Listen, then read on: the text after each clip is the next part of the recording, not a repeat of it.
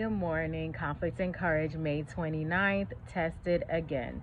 1 Samuel 15:3 says, "Now go and smite Amalek and utterly destroy all that they have and spare them not."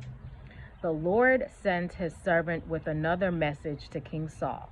By obedience, he might still prove his fidelity to God and his worthiness to walk before Israel.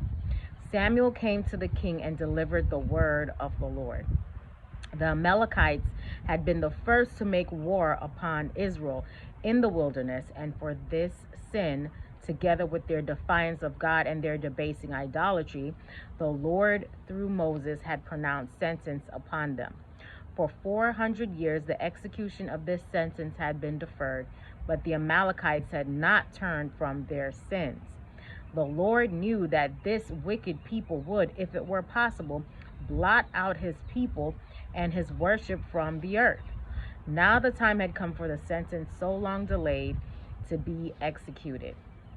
The forbearance that God has exercised toward the wicked emboldens men in transgression, but their punishment will be none the less certain and terrible for being long delayed. While he does not delight in vengeance, he will execute judgment upon the transgressors of his law.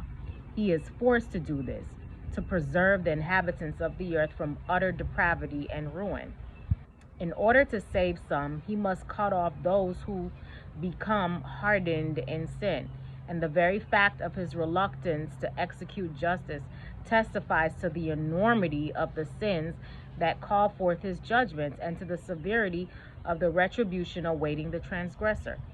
But while inflicting judgment, God remembered mercy. The Amalekites were to be destroyed, but the Kenites who dwelt among them were spared.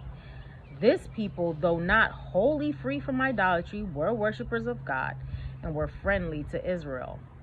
Of this tribe was the brother-in-law of Moses, remember him?